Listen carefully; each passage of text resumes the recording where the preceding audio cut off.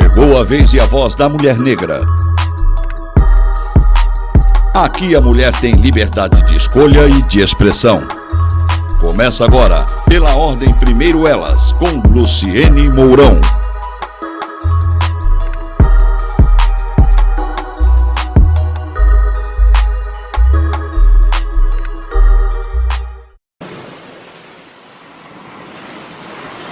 Ondas de Maricá, com você em todo lugar. Bom dia! Estamos aqui no portal Ondas de Maricá. Só que o meu louro... Ele colocou a nossa vinheta, a nossa entrada antiga. Porque agora eu quero apresentar oficialmente a nossa nova vinheta do Pela Ordem Primeiro Elas. E o Alan vai soltar agora.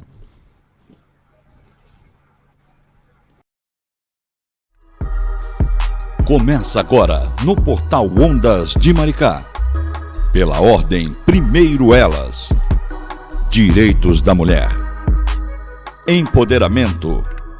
Diversidade. Equidade racial. Cultura afro. Um talk show com tudo o que você precisa saber sobre igualdade e direitos com Luciene Mourão. Apoio Instituto Pela Ordem Primeiro Elas.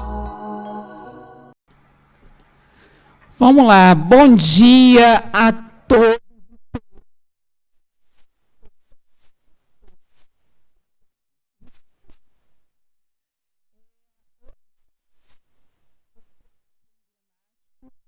Para o Pela Ordem Primeiro Elas. É um dia onde nós estamos vindo durante muito tempo projetando esse projeto. Projetando o projeto é ótimo, né, gente?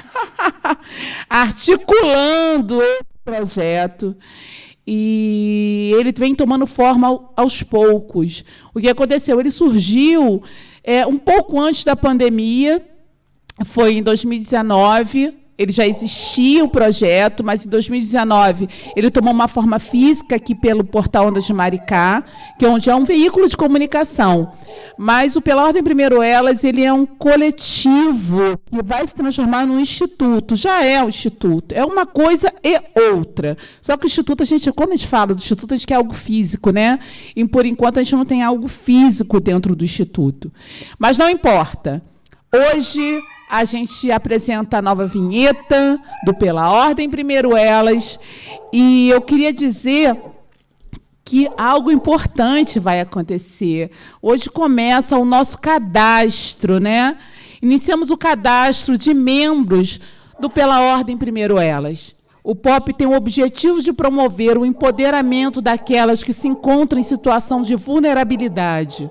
Nosso coletivo luta pela ampliação de políticas públicas para as mulheres, em especial as mulheres negras. Busca apoiar as vítimas da violência de gênero, contribuindo para a efetivação de projetos voltados para a equidade de gênero. E mais, o coletivo contribui para que as mulheres vítimas de violência possam alcançar autonomia, independência financeira, emocional e social e rompam com o ciclo da violência. Bom, o Alan agora vai disponibilizar o link onde as mulheres que se identificam com o POP, que estejam em estado de violência, queiram se empoderar, que elas acessem esse link, façam o cadastro e a gente vai começar. E aí nós vamos transformar o POP numa grande instituição, num grande movimento, que já é. Só que agora eu quero ver a carinha de todo mundo que faz parte disso, né, gente? Que é muito importante ver o rostinho de vocês. E lá a gente vai dar cursos de feminismo, nós vamos dar cursos de coaching, empoderamento para mulheres, e é só o início. Mas eu não vim aqui falar só do elas. Eu vim receber minha convidada ilustre. E ela, gente, é muito poderosa. Leila Araújo, pedagoga feminista associada ao programa em Gênero, Sexualidade e Saúde do Instituto de Medicina Social da UERJ. Por 12 anos atuou no Conselho Estadual de Direitos da Mulher, CEDIM, onde ocupou a presidência. Não é para poucos, hein, gente? Presidente do CEDIM é para poucos. Em São Gonçalo, luta pela ampliação da participação política e social das mulheres, entendendo ser o único caminho para que sejam efetivadas as mudanças necessárias para a equidade de gênero. Como contribuição a esta luta, idealizou o movimento Cidade do Feminino, com a sua Câmara Popular de Mulheres, a CP Mulher, cuja missão é qualificar e empoderar as mulheres por meio de organização social e para a disputa em igualdade de condições dos espaços de poder e decisão. Seja muito bem-vinda, Leila Araújo. É muita honra ter você aqui no Pela Ordem Primeiro Elas. Fique à vontade, como eu digo a todas as minhas convidadas ilustres, a casa é totalmente sua.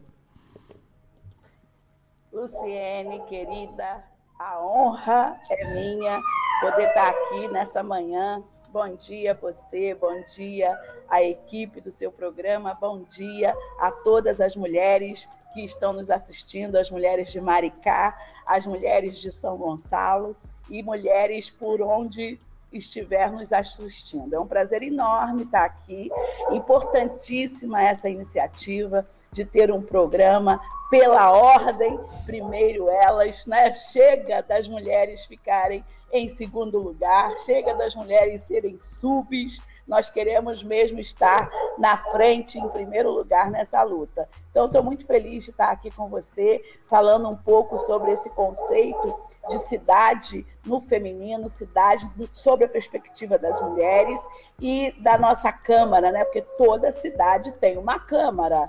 A nossa cidade no feminino tem uma Câmara Popular de Mulheres, já que nós não estamos, né, em números suficientes nas câmaras legislativas, nós criamos uma Câmara Popular para fiscalizar o que as câmaras legislativas estão fazendo, o que as assembleias legislativas estão fazendo, o que os poderes executivos estão fazendo. Então, é maravilhoso estar aqui nessa manhã de sol.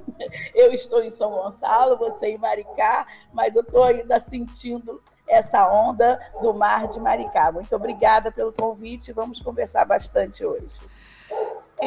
Eu fiquei muito impressionada com o seu currículo e pelos anos que você vem no ativismo, né? Eu não tenho tanta bagagem assim como você e eu sempre falo muito para todas as minhas companheiras, tenho humildade para dizer isso, mas eu sou uma pessoa muito estudiosa, né?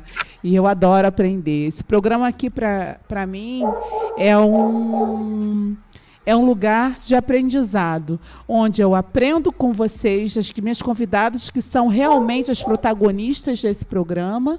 Eu aprendo com vocês o tempo inteiro. E vocês ensinam as companheiras que sempre estão assistindo. O horário é meio ingrato, que é na hora do trabalho de todo mundo, né? 9 horas da manhã. Mas depois elas vão lá e veem o programa. Eu queria deixar um beijo para Mariana, para Cecília Setúbal, que foram pessoas que estão muito engajadas nisso tudo. E você, né, Leila, que foi idealizadora de um projeto que vai vir aí, a gente não vai falar hoje, vai deixar para uma próxima entrevista, quando estiver mais, né, articulado. Mais ou menos assim. Leila, como é que se deu isso? Você um dia falou, qual foi o que startou em você essa indignidade? Quero falar para a mulher, estou de saco cheio desse povo que não vê os nossos interesses, que não olha para a mulher preta. O que eu estou fazendo nessa sociedade? Eu quero que você me diga como startou isso em você. Então, Luciene, eu cheguei por um acaso, né? Eu estava procurando emprego com 21 anos de idade e me inscrevi numa agência de empregos. E, por um acaso, eu fui convidada, fui selecionada para ser secretária no Conselho Estadual dos Direitos da Mulher, que estava se criando naquele momento, em 1987. E eu fui para ser uma secretária desse novo órgão que estava sendo criado, né? E quando eu cheguei lá, e eu soube que era o Conselho Estadual dos Direitos da Mulher, era um contrato do Palácio Guanabara, um contrato de terceirização, para pessoas que pudessem contribuir com essa instalação do novo Conselho Estadual dos Direitos da Mulher, isso lá nos idos dos anos 80, no governo Moreira Franco. E quando eu cheguei lá, com 22 anos de idade... Antes da Constituição, hein? Conseguiu chegar lá antes da Constituição, Jesus! Recém-saída, né, da faculdade, eu achei o lugar que eu queria estar, né? Porque aquilo que Simone de Beauvoir diz, né? A gente não nasce mulher, a gente se torna mulher.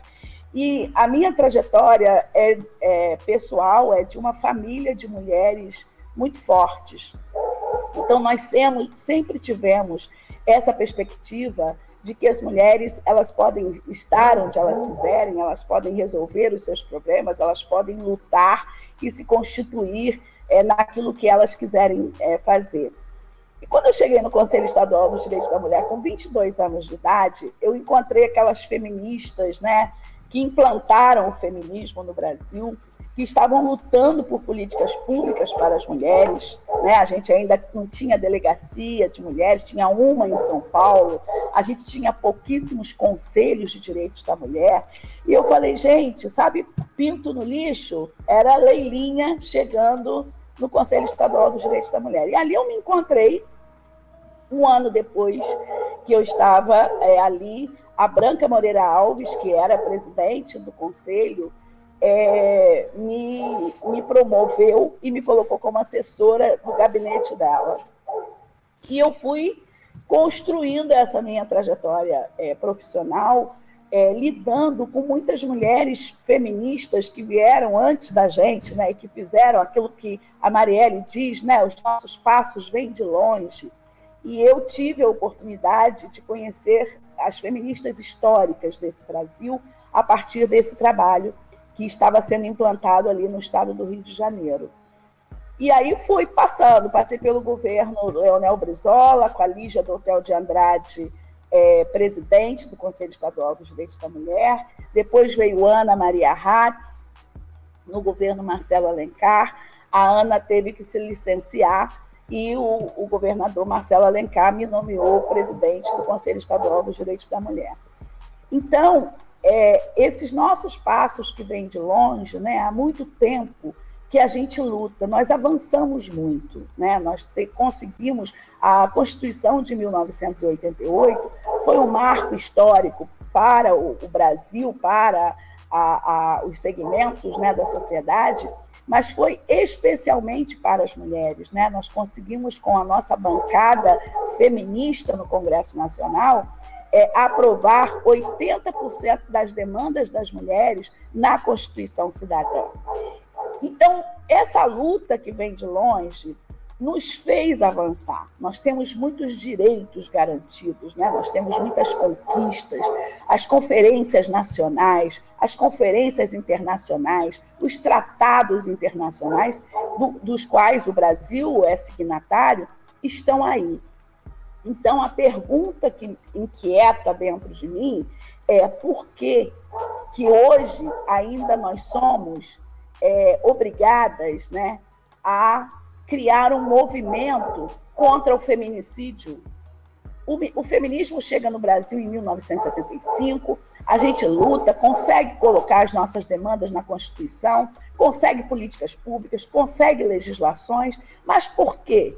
Que no século XXI nós ainda precisamos estar lutando por questões que ainda são, né, tão sedimentares. Então, posso fazer uma puxada? Você me interrompe porque eu falo muito. Não interrompo nada, aqui é bate-papo, meu programa é todo informal, e todo mundo já sabe. Não tem esse negócio, não. Aqui a gente fala o que quer, fala o que pensa, e quem não gosta vai lá embaixo, fala no chat. E a gente responde também, a gente respeita, aqui é democrático. Eu não sei se você entende dessa forma, mas não seria ainda um resquício dessa sociedade patriarcal que nós vivemos durante muito tempo? E aí eu vou puxar um pouquinho para a mulher preta, de um racismo estrutural, onde, principalmente no que se refere às mulheres, da falta de igualdade, de equidade ainda, que está ainda embutida na cabeça desses homens, que ainda são a maioria, dentro do legislativo, e que somente através do poder legislativo, é o meu entendimento, é que nós poderemos fazer com que essas legislações que foram criadas a custo de muitas mulheres mortas, porque as pessoas acham que foi algo, tudo bem, botaram fogo, tiraram o sutiã, tem aquelas teorias que a gente sabe, das mulheres que foram queimadas naquela fábrica, e não foi só isso. Então, nós somos um país que foi colonizado e que tem ainda raízes desse colonialismo, onde, principalmente as mulheres, enquanto a gente estava aqui tentando se libertar das amarras, dos grilhões, dentro das senzalas, ou lá lutando pela nossa liberdade nos quilombos, já existiam mulheres pelo mundo requerendo, buscando a igualdade de direitos. Então, na minha concepção, e eu vou te fazer essa pergunta, Leila, você não acha que isso seria... não tem problema, aqui é assim mesmo. Você não acha que seria algo ligado a essa estruturação do patriarcado dentro da sociedade, principalmente aqui no nosso país? Sem dúvida nenhuma, Luciene. A Branca Moreira Alves, ela diz isso. O patriarcado, ele foi muito bem construído, né? Ele foi muito bem pensado, né? Desde os primórdios da civilização, né? Então, sem dúvida nenhuma, é essa estrutura, né, de que é o homem o provedor, é o homem o cabeça, é o homem quem pensa, né? É o homem quem é racional, né? Que faz com que esse machismo, né, esse sexismo e esse racismo, né, porque é isso, o negro, né, ele é constituído de força para o trabalho braçal, né, ele não pensa, a gente vê aí os homens, o esporte, né, que diz o esporte para negro, o esporte para branco, por conta da constituição física da população negra. Então, todas essas são verdades, né, entre aspas, que foram se construindo ao longo do processo civilizatório. Então, a gente não tem nenhuma dúvida de que essa estrutura patriarcal, que não é simples, né, de quebrar os alicerces, porque ela foi muito bem pensada desde antes de Cristo, vamos dizer assim, que a gente está lidando. A gente está lidando com isso, a gente está lidando com a história da civilização, que traz, né, a figura do homem como a figura da pessoa que é pública, da pessoa que vai sustentar, da pessoa que vai mandar. Então, não é uma tarefa simples, mas eu acho que nós, mulheres, temos uma característica da luta, né? A gente faz milhares de coisas ao mesmo tempo, a gente pensa, a gente estuda, a gente cuida de filho, a gente cuida de casa e a gente está aí na luta. Então, sem dúvida nenhuma, todo o resultado que nós temos hoje e que as novas gerações precisam prestar atenção nisso, a inserção das mulheres em todas as áreas de atuação, ela não é uma ação natural, ela depende da luta diária. Claro que antes da organização social, né, isso que a Luciene traz, antes da organização social, antes do feminismo implantado no Brasil, antes das conferências internacionais, já existiam mulheres do mundo inteiro lutando para que nós, mulheres, pudéssemos estar onde nós queremos estar. Então, todo esse processo civilizatório que tem hoje a mulher, mesmo que seja em números ainda muito reduzidos, né, é resultado de luta, e é resultado de luta de movimentos sociais, de movimento de mulheres negras, de movimento de trabalhadores, para que nós, mulheres, estejamos inseridas nesse processo. Então, é fundamental que a gente reconheça essa história, né? Se a gente reconhecer essa história, a gente vai aprender com as que vieram antes de nós, e as que estão à nossa frente também irão aprender com a nossa luta. E aí eu acho que fica mais fácil. Não adianta a gente querer inventar a roda. Eu acho que a gente precisa reconhecer que há um trabalho sendo feito no nível mundial há séculos, né? Sim, não, com toda certeza eu acredito, e eu não desmereço o trabalho que foi feito há séculos por essas feministas que foram extremamente corajosas, mas eu não adianta, eu puxo a bandeira, né, para cá, não vem que não tem. E aí eu fico pensando, poxa, como nós ficamos atrasadas em relação aos outros países. E isso se retrata justamente quando você vai ver o salário, a diferença salarial do homem para a mulher, a diferença de oportunidades, o acúmulo de funções que a mulher ainda tem que ter, e principalmente nesse momento de pandemia, que ela é obrigada a virar professora do próprio filho, aquelas que têm os filhos menores, cuidar da casa, fazer home office. Eu tenho exemplos de mulheres que trabalham, e eu posso dizer com propriedade, dentro da minha própria família, que no home office vão trabalhar até 2 horas da manhã.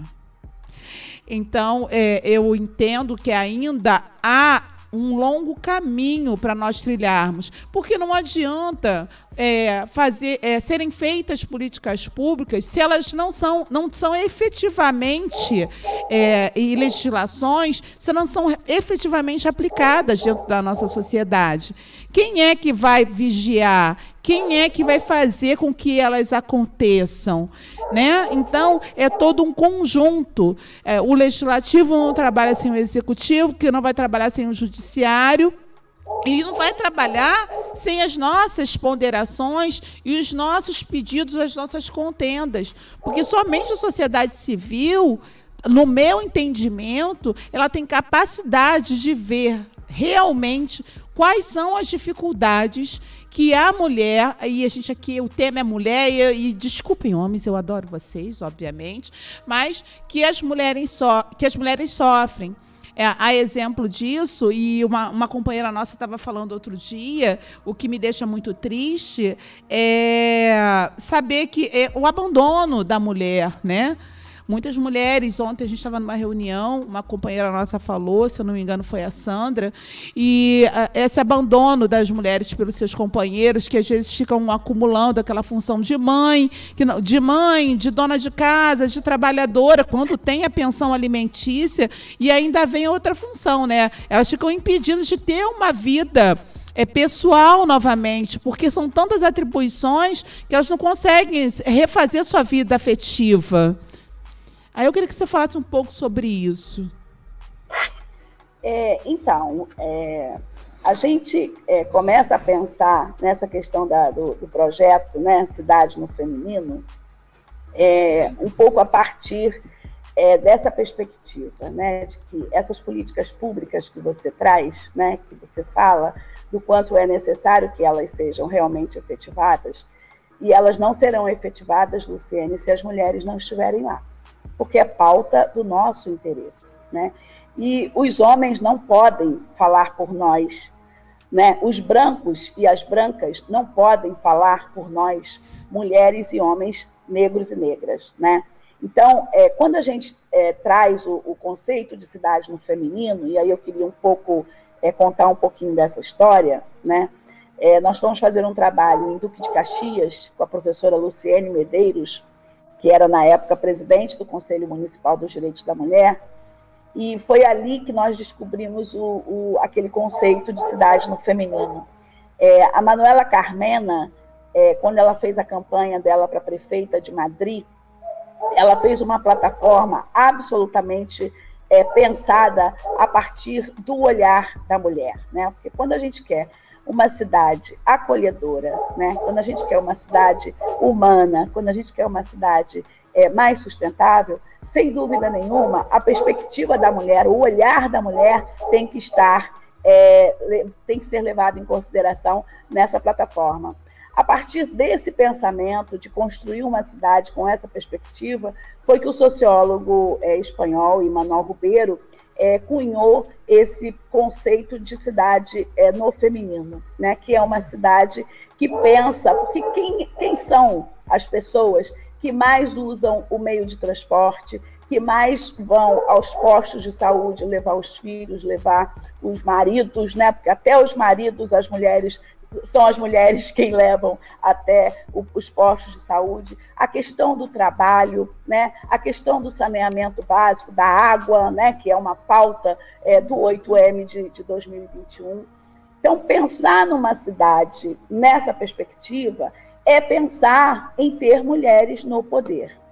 E aí a gente traz sempre, quando a gente pensa nisso, né, que as mulheres precisam ter igualdade, né, de direitos, igualdade de condições, equidade de direitos, a gente pensa também na questão do trabalho doméstico, né, porque não há ainda oficialmente essa divisão, né? A mulher acaba sendo a pessoa da casa, né, responsável por prover a casa, por manter a casa, por sustentar a casa. Por mais que ela tenha alguém que vá ajudar, o filho ajuda, o marido ajuda, a filha ajuda, mas a responsabilidade é dela.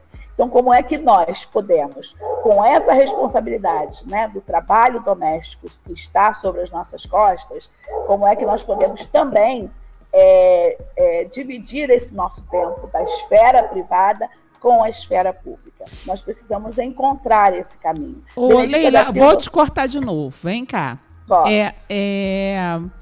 Você não acha que isso passa por uma educação familiar que deva ser desenvolvida nas escolas, em todas as escolas públicas e particulares, para que acabar vai ser impossível, eu falo que é impossível mesmo, mas para que possamos reduzir esse machismo e para que os homens, desde pequenos, com a orientação familiar, eu sempre falo isso, que a primeira educação vem da família, depois a escola, e para que esses homens eles tenham esse entendimento de que nós, mulheres, possuímos os mesmos direitos, nós podemos até ter a mesma força física, intelectualidade idêntica deles. E eu tenho filho homem, e eu falo isso por mim, como mãe de menino, meu filho tem 17 anos, que eu procurei criar o João dessa forma. Eu tenho uma foto do João no Facebook lavando o prato. Não significa que ele seja um lavador de louças. Ele era pequeno, devia ter uns 10 anos. Minha mãe teve um troço, porque vem aquela estrutura do patriarcado que a minha mãe também carregava. E ela passou isso pra gente. A mulher tem que limpar a casa, saber lavar a louça, saber isso, saber aquilo, outro. E eu, assim, para mim... foi bom, porque eu aprendi a fazer de tudo, me virar sozinha, o cabelo, a unha, se eu tiver que me virar, eu faço tudo sozinha. Só que esse aprendizado, minha mãe não teve filho homem. Eu entendo que deveria ser não só para as meninas, para os meninos também, porque dali você vai construindo uma sociedade com maior equidade, com maior igualdade, para que esses homens não sejam futuros machistas, futuros agressores, futuros homens que vão provocar a morte de mulheres pelo sexismo, por ser mulheres, pelo gênero, ou por acharem que são superiores a nós. Pode falar, que eu falo um monte de coisa, depois eu volto para você, porque aqui a convidada é você. Me deu uma vontade de falar, eu falo aí, depois eu volto para você a bola. Nós estamos conversando, né? Deixa eu falar, deixa eu falar quem está participando, aí você continua. Pastora Roberta Furtado, Ana Paula, Paulinha, mandando beijo, Claudenise, Sônia Jardim. Leila, conta um pouco como as mulheres se organizaram no mundo e construíram o Dia Internacional da Mulher. Lembrando que Luzinéia, companheira, Márcia Passos, companheira do Luz Negra, Luzinéia, minha querida companheira. Então, ó, gente, está aí o cadastro, a gente já postei nas mensagens, está no Stories, para quem quiser já fazer seu cadastro no Pop. Gente, olha a camisa nova que eu fiz. Continua, Leila, que eu sou uma chata. Tô te interrompendo, ninguém quer me ouvir, quer ouvir você. Aqui o pessoal não está nem falando de mim, aqui eu tô caída. Luciene, estou aprendendo demais aqui com você, né? Porque eu acho que essa conversa a gente aprende com todo mundo, é muito bom. Então, sem dúvida, sobre a questão da educação, né? Sem dúvida nenhuma, é a partir da educação, né, que a gente vai transformar essa sociedade numa sociedade mais equânime. Não tem outro caminho. Mas eu acho que o que a gente precisa entender é que essa educação ela não se dá somente dentro de casa, com os pais, né? E ela não se dá somente na escola, né? A gente precisa educar o sistema, né? A mídia, por exemplo, a mídia mostra homens lavando louça? Não. Você vê os anúncios de margarina, são as mulheres que estão colocando a mesa. Você vê o anúncio de linguiça, são as mulheres que estão fritando a linguiça na panela, entendeu? Então, o sistema precisa mudar, né? E muda a partir da luta, muda a partir de nós. Nós fizemos na UERJ, do ano de 2006 até o ano de 2014, um programa chamado Gênero e Diversidade na Escola. Tinha a questão dos direitos da mulher, da equidade de direitos, tinha a questão das relações étnico-raciais e tinha também a questão da orientação sexual. Nós fizemos isso no Brasil inteiro e fomos, inclusive, convidados para fazer na Argentina e no Chile. Porque a gente entende... Eu tiro muita onda, né? Eu tiro onda. Olha quem eu trago. Só trago convidada assim. Esse programa, eu me sinto até com vergonha, gente. Pode falar, não quero falar mais nada, não. Vai, continua, ali. Continua. Eu quero te dizer, Luciene, que nós fizemos esse projeto no município de Maricá, trouxemos a querida, saudosa ministra Nilceia Freire, né, que infelizmente já não está entre nós, e nós tínhamos aí o prefeito Quaquá, e nós enchemos um ginásio que tem aí em Maricá, com 240 professores, para ouvir sobre gênero e diversidade. Isso foi só a abertura, toda essa formação se dá num ambiente online. E quando nós chegamos com esse projeto, nós tivemos reações muito positivas e também tivemos reações negativas, né? Em Angra dos Reis, uma pessoa pegou, nós tínhamos um livro, né, de conteúdo que nós levamos 1 ano produzindo, e uma pessoa chegou, levantou o livro e disse: eu vou levar este livro até a delegacia, porque o que vocês estão fazendo é um crime. Então, mas também nós tínhamos professoras que diziam para a gente o seguinte: a chegada desse projeto de discutir gêneros, relações étnico-raciais e sexualidade na escola é mais importante do que a chegada do homem à Lua. Eu não esqueço nunca essa frase. Porque se a gente não lutar para melhorar essa sociedade, se a gente não discutir esses temas que são estruturantes da constituição de uma sociedade e no processo civilizatório e no meio ambiente, porque a gente só tem, todo mundo fala de meio ambiente, de sustentabilidade, a gente tem um meio ambiente que agride, né, o outro, porque o outro ou a outra não tem a mesma cor da pele, não tem o cabelo liso, tem os cabelos encaracolados que nem o nosso, porque são gays, lésbicas, trans, porque são mulheres negras, porque são mulheres indígenas. Então, esse meio ambiente também precisa pensar nas relações humanas. E construir essa sociedade mais humana, mais acolhedora, mais sustentável, só é possível a partir da educação.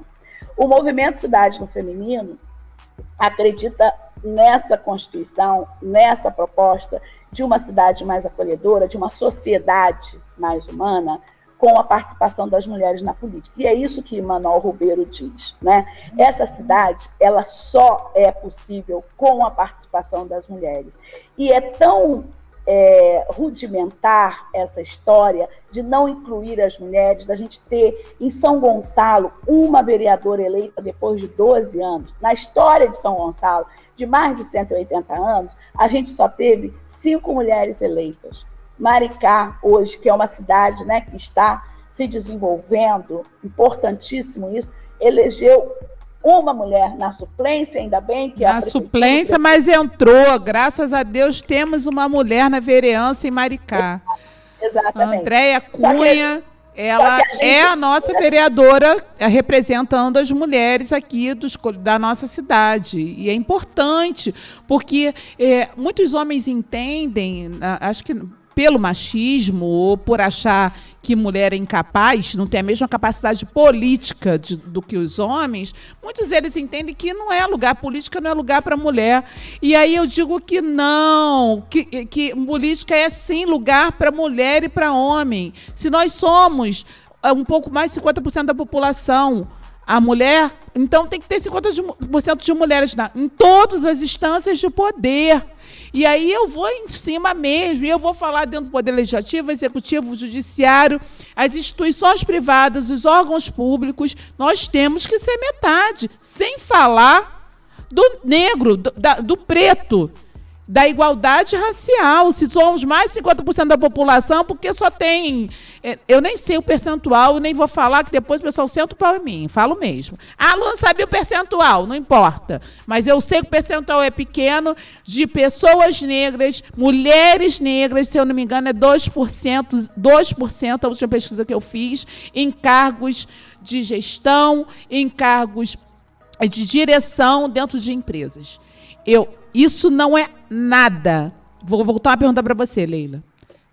Já sofreu racismo estrutural, institucional? Sem dúvida nenhuma, né? Nós, mulheres negras, a nossa trajetória, né? A gente se constrói a partir dos olhares, né, discriminatórios, né? Olha, isso aqui não é para você.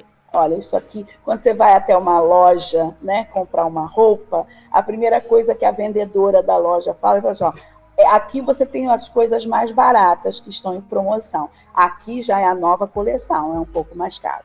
Eu já vivi muito isso, né? Eu já vivi tem um momento que você lembre, institucionalmente, vamos falar de instituição, então, que você tenha passado por uma coisa assim, não precisa falar o nome não, porque é para não queimar o filme, que eu gosto de queimar, eu falo e queimo logo.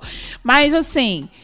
que você tenha passado pontualmente uma coisa, poxa, eu nunca vou esquecer daquele momento que eu vivi. Aquilo ali marcou minha vida, e eu fui para casa mal, eu chorei, e eu fiquei muito abalada, e eu nunca esqueci daquele momento.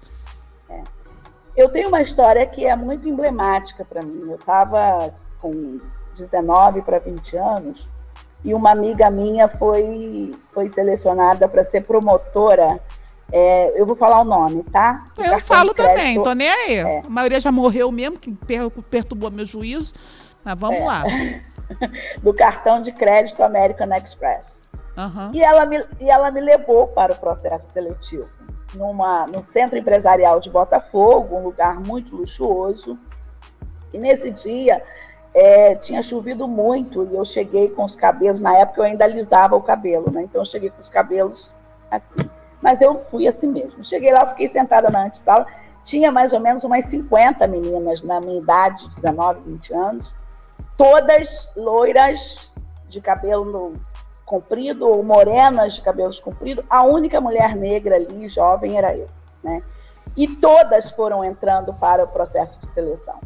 E eu fui ficando por último. Chegou o momento de só estar na recepção, que elas entravam e ficavam lá dentro. E teve um momento de eu ficar na recepção, somente eu e a recepcionista. E ninguém me chamava. E eu sabia, né? Eu já tinha consciência negra e eu sabia que era por causa da cor da minha pele, né? Pô, mas é doloroso, né? Porque você fica ali e a gente está reprimida, porque naquela época a gente não pensava, sentia, mas não podia falar, verbalizar. Exatamente. Nunca. Exatamente. E aí, daqui a pouco, sai a minha amiga, Sônia, amiga mesmo, e fala assim para mim, olha, Leila, infelizmente, a Regina, que era a supervisora, disse que o uniforme acabou. Então, ela não vai nem te entrevistar. Aí eu, tá bom. Saí de lá, porque assim, eu tinha ficado um dia inteiro esperando para ser selecionada. E eu me lembro que o trabalho que seria feito nos restaurantes mais chiques de Niterói e do Rio de Janeiro, e eu, poxa vida, perdi essa vaga. Mas eu sabia que a vaga era por conta disso. Só que eu creio, né, numa força maior do que a gente, que rege todo o universo. E a pessoa que tinha sido selecionada para trabalhar no Porcão de Niterói teve um problema com a filha e não pôde ir. E era o dia do lançamento do cartão American Express em todos os restaurantes chiques do Rio de Janeiro. Minha amiga me ligou e falou: Leila, você pode ir hoje à noite comigo? Que número você veste? Eu, 42. É o uniforme da menina que ia comigo. Vou passar na casa dela, vou pegar o uniforme, vou levar para você e você vai comigo. Eu falei: você tem certeza? Ela falou: tenho certeza. Ela passou na minha casa, eu me arrumei e fui para o Porcão de Niterói. E eu me lembro que quando a supervisora chegou com aqueles homens americanos enormes e me viram, o americano veio falar primeiro comigo e falou para ela, para Regina: Regina, parabéns pela seleção que você fez. Olha o sorriso desta mulher. E eu me tornei a melhor promotora do cartão American Express no Rio de Janeiro, e a Regina, que era loira, teve que reconhecer isto.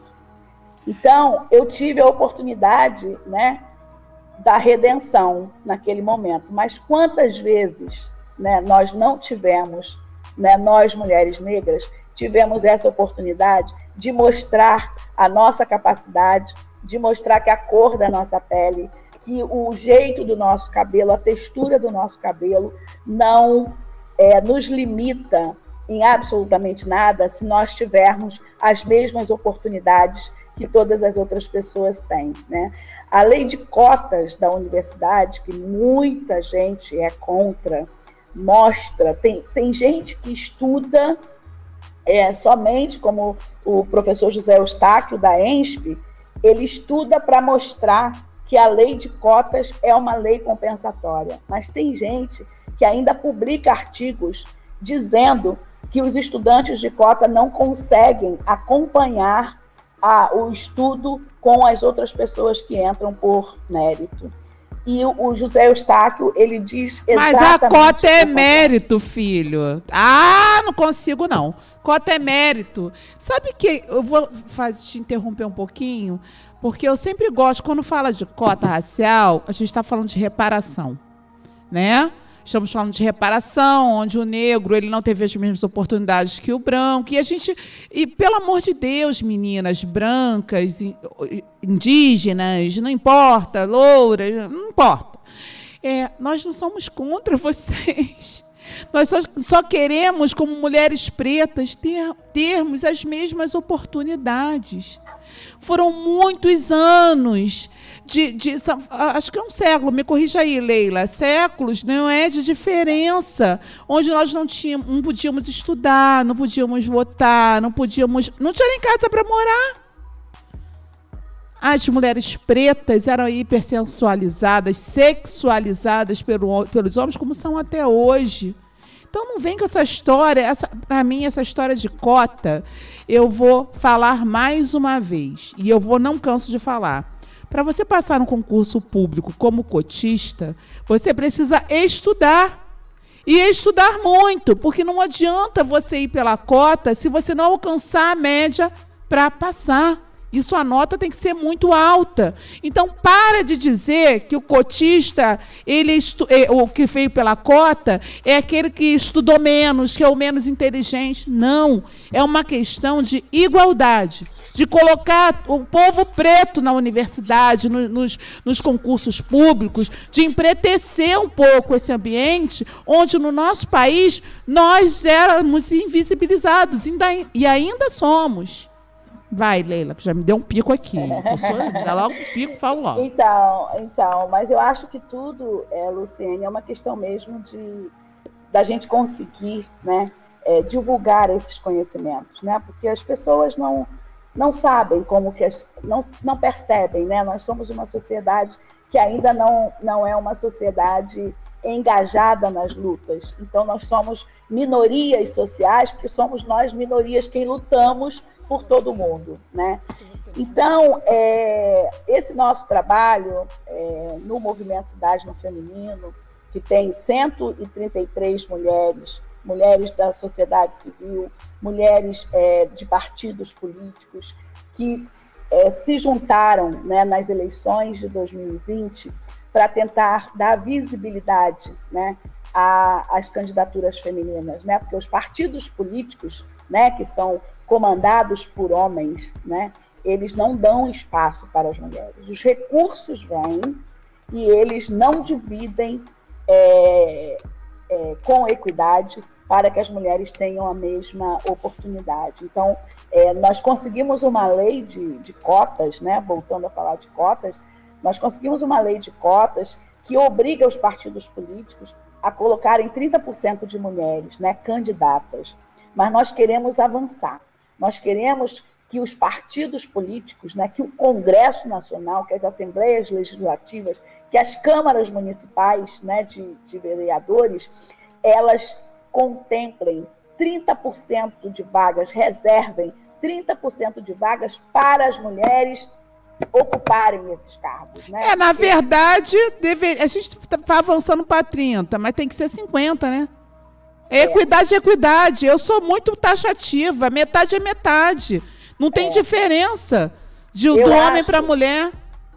Eu acho, Luciene, que a nossa sociedade ela não está preparada para isso. Né? Não, mas por isso que existe a Leila Araújo. Por isso que existe a Cecília Setúbal, por isso que existe a Bárbara Reis, por isso que existe a Beatriz Silveira, Ivone Caetano, e aí vai, por isso que existem mulheres como vocês, Margarete, que a Duni Bento, gente, eu não posso deixar de falar que o programa falta pouco, você vai ter que fazer as considerações finais. Jura, mas eu nem falei ainda da CP Mulher, não falei dos nossos projetos. Ih, você vai voltar, porque a gente, esqueceu? Você vai voltar, você vai voltar para isso, para a CP Mulher e para isso. Mas deixa eu falar aqui, quem está presente aqui na nossa live é a Duni Bento, Claudenise Falei, Sônia Jardim, Andréia Tavares, uma pessoa incrível, Luzinéia. Então, aqui estão representados o Luz Negra, o Fem Negras, o Movidade. Deixa eu ver se tem mais alguém aqui. Kátia Maria, do Movidade Maricá. Márcia Passo Falei, a Duni Bento está falando, nenhuma mulher negra em cargo de poder em Maricá. E ela vem falando aqui. Eduarda Matos, adorei, parabéns. Meninas, tudo que nós fazemos aqui pela Ordem Primeiro Elas, e eu sempre falo, gente, eu sou só um instrumento. Eu trago aqui mulheres como a minha querida Leila Araújo, para vocês verem quantas mulheres potentes, mulheres, não só mulheres pretas, mas mulheres potentes, nós temos no nosso país. Porque aqui totalmente, não é só para o Maricá, é para o Brasil. A gente faz isso, a gente teve convidado de outros estados, até dos Estados Unidos, uma amiga minha, e que ela veio, uma escritora, ela não trabalha lá como todo mundo vai para os Estados Unidos, né? Trabalhar como dona de doméstica, fazer aqueles trabalhos. Doméstica não, faxineira, preciso falar esse nome, porque doméstica tem um cunho racial. E então, pessoas que não foi por mérito, eu não vou falar de meritocracia, mas foi por um esforço enorme, e que tiveram anjos, como a Leila teve, que conseguiu essa vaga para ela na American Express Card, e que nós mulheres, possuímos anjos, principalmente as mulheres pretas, anjos que nos ajudam. E quando você vê uma mulher preta empoderada, uma mulher preta, Leila Araújo, não é à toa que ela está ali. Ela sofreu todo tipo de racismo, de preconceito, de todas as coisas que ela poderia sofrer. Ela sofreu para conquistar esse espaço. E ela lutou, eu tenho certeza, com unhas e dentes, todos os dias, para continuar onde ela estava e alcançar espaços maiores. O que nós não queremos é isso. Ter que estudar o triplo do que o branco para a gente alcançar o espaço. O que nós não queremos é isso. O que nós queremos é essa equidade. Quando fala de equidade e igualdade, é igualdade em todos os sentidos. Eu não quero ser julgada pela cor da minha pele, pelo meu cabelo black, se ele é mais assim, ou pela minha boca vermelha, ou pela roupa que eu uso, ou pela minha opção sexual. ou religiosa. Eu quero ser julgada pela mulher que eu sou, pela capacidade que eu tenho de poder ajudar outras pessoas, pela mulher profissional que eu sou, a meu exemplo como advogada, e assim que eu quero ser julgada, como ser humano que eu sou. Leila, vou passar para você fazer as considerações finais. Pode se rasgar, falar para todo mundo, agradecer as pessoas que te acompanham, o seu coletivo, e você vai voltar, porque inclusive falei com Cecília Setúbal, e eu quero que você volte, porque a gente vai fazer um mega lançamento da campanha, Nem Pense em Nos Matar, quando estiver um pouco mais estruturado, e vamos fazer aqui no POP, tá? E eu quero que você fale. Eu estou muito orgulhosa, estou muito feliz. Eu fico até emocionada de ver mulheres como você. E eu tenho muito que aprender contigo. Dá um curso aí, Leila, por favor, de graça. Faz entendeu? Uma paradinha para mim. Luciane, eu que quero aprender cada vez mais com todas, né? Porque eu acho que uma das coisas que a gente discutiu no seminário Mulher e Poder é de que nós temos que valorizar todos os conhecimentos e todos os saberes. Todos são super importantes. Então, cada um de nós, ser humano, mulher, homem, seja de que raça, de que cor, de que orientação sexual, de que religião, tem sempre algo para receber e para dar, sempre. Então, estou aqui muito feliz.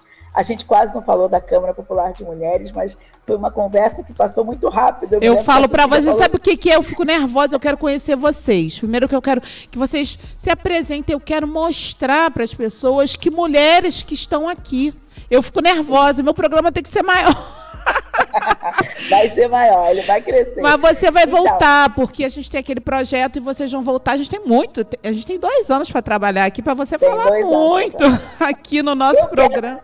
Eu quero prestar uma homenagem às mulheres que hoje compõem o movimento Cidade no Feminino. Não é simples acreditar e lutar e quebrar esse ambiente masculino da política para que nós estejamos lá. Então, cada uma das mulheres que estão com a gente desde o início, desde o dia 31 de outubro, Dia das Bruxas, de 2020, que nós instalamos o movimento Cidade no Feminino, a gente tem crescido muito. Nós ainda somos um bebê, mas a gente já avançou muito. E nós resolvemos criar um grupo executivo menor, porque o movimento tem 133 pessoas, e a gente não conseguia realizar, discutindo muito amplamente, nós funilamos, criamos um grupo que a gente chama de Câmara Popular de Mulheres, com 25 mulheres que são o braço executivo desse movimento. Então, a Sônia Jardim está aí nos assistindo. A Sônia é uma guerreira. Cecília Matos Setúbal está assistindo também. Falou que ficou com gostinho de quero mais. Cecília Setúbal, maravilhosa, tem sido também importantíssimo para a gente nesse movimento. A gente tem a Graciane Volotão, uma educadora daqui da cidade de São Gonçalo. Nós temos a Luana Mota, uma jovem mulher, 25 anos. A Aline Mendes, também, o núcleo duro, né? O núcleo que está ali todos os dias, pensando 24 horas por dia, de que maneira que nós vamos transformar a sociedade naquilo que a gente quer. E a Câmara Popular de Mulheres e o Movimento Cidade no Feminino, ele nasce aqui em São Gonçalo, mas, sem dúvida nenhuma, a gente quer consolidar isto aqui e caminhar para as nossas cidades vizinhas de Maricá, de Niterói. A gente pode abrir uma câmara dessa aqui? Não dá não para gente Claro, abrir? Sem dúvida. Vamos conversar. Posso aprender? Pode me botar nesse grupinho aí seleto para eu aprender um pouquinho, gente? Porque eu gosto de aprender. Olha, gente, que prazer. A gente faz uma reunião semanal onde a gente tira meia hora para fazer uma reflexão sobre algum texto, sobre algum vídeo que fale sobre participação política das mulheres. E a gente está aprendendo semanalmente umas com as outras, cada uma com a sua diferença, cada uma com a sua perspectiva, cada uma com a sua identidade, e tem sido um processo muito rico.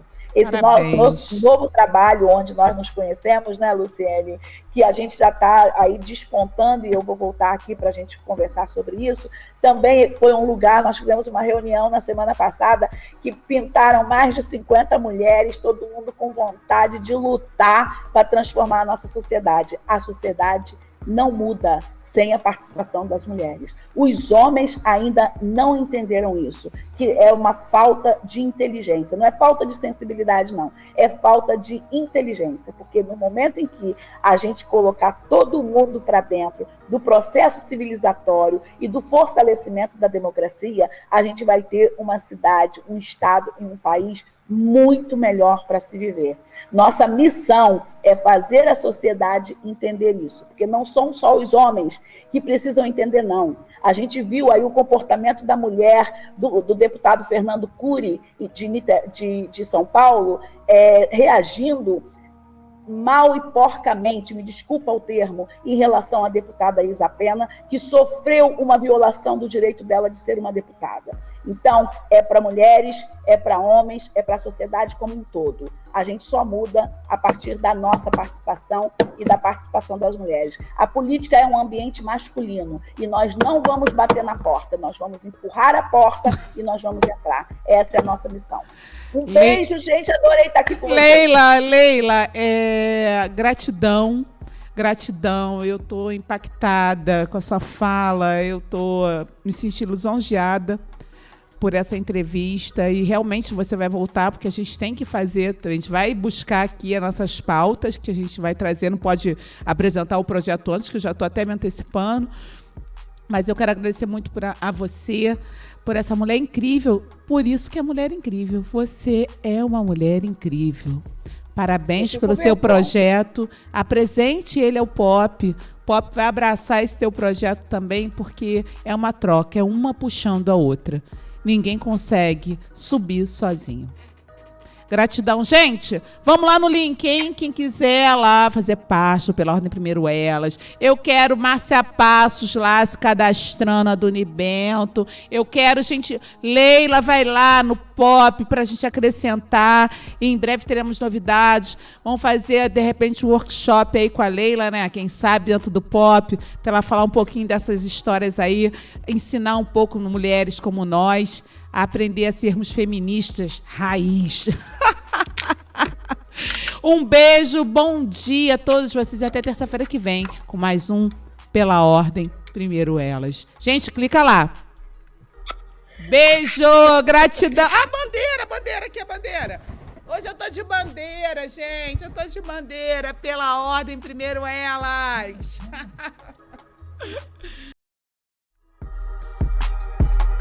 Acabamos de apresentar Pela Ordem Primeiro Elas. Direitos da mulher. Empoderamento. Diversidade.